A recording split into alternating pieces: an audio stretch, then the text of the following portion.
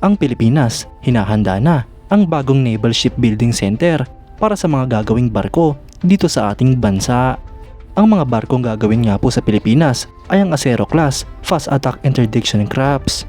Yan ang pag-uusapan natin, pero bago yan, kung bago ka lang sa aking channel, ay huwag mong kalimutang mag-like, subscribe, at i-hit mo na rin ang notification bell button para lagi kang updated sa mga bagong videos natin.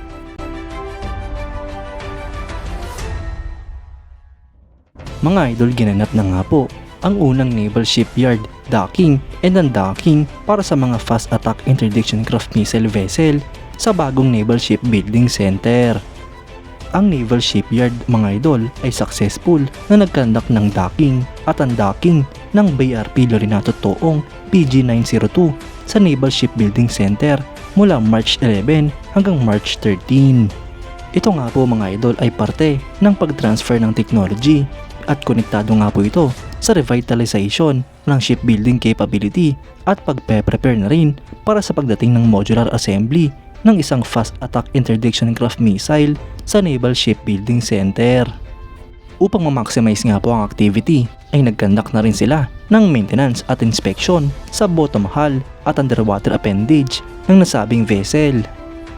Ito nga po, mga idol, ang kauna-unahang dry docking activity sa Naval Shipbuilding Center simula na makompleto ang rehabilitasyon at development nito. Ang BRP Lorinato Toong PG-902 ay ang una sa dalawang naunang barko na na-deliver at na-commission sa Pilipinas. Meron nga pong total na 9 na units ng mga fast attack interdiction craft missile ang binili ng ating bansa. Ang acquisition project nga pong ito, mga idol, ay parte ng programa ng Philippine Navy na categorized bilang Acero Class Patrol Gunboat. Ang barko nga pong ito ay kinomisyon noong November 28, 2022. Ang 3-day activity na ito ay successful na na-accomplish sa pinagsamang effort ng Naval Shipbuilding Center personnel, kasama din ang iba pang unit shop personnel na finacilitate naman ng team mula sa Israel Shipyard Limited Management. Ito nga po, mga idol, ay isang milestone para sa Naval Shipbuilding Center at sa Naval Shipyard. Dahil din sa activity na ito, mga idol, ay nagkaroon nga po ng experience para sa maintenance ng Acero Class. Ito nga po ay parte ng technology transfer na pre-renovate ng shipbuilder na Israel Shipyards. Ang bagong Naval Shipbuilding Center ay magkakandak ng lahat ng maintenance work ng Acero Class Fast Attack Interdiction Crafts at posible nga rin po itong gumawa ng mga bagong barko na katulad ng class na ito. Ayon nga po sa mga reports, mga idol, ay meron pang plano na mag-procure ng marami pang Acero Class Shaldag Mark V Fast Attack Interdiction Craft Missile bilang parte ng Rehorizon 3 phase ng Revised Armed Forces of the Philippines Modernization Program.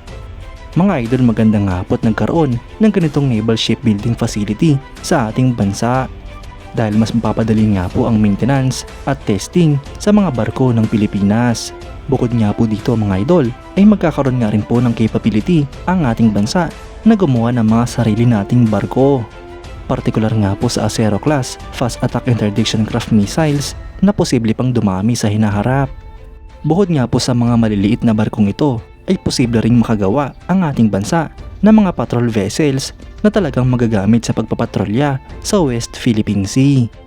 Wala nga pong imposible, mga idol, basta't kumpleto tayo sa kagamitan at pondo ay siguradong makakagawa tayo ng mga sarili nating barko. Sabay-sabay nga po nating antayin ang mga bagong updates, mga idol, patungkol sa acquisition project sa Acero Class Shaldag Mark V Fast Attack Interdiction Crafts. Sa kasalukuyan ay hindi pa nga po tapos ang proyektong ito at meron pang mga units na inaantay na dumating sa ating bansa. Posible nga rin po, mga idol, na ang ilang units nito ay dito mismo sa Pilipinas gagawin. Kayo, mga idol, anong masasabi nyo? Comment down below for your thoughts and opinions. At yan nga lang po ang pag-uusapan natin ngayon, mga idol. Maraming salamat sa panonood.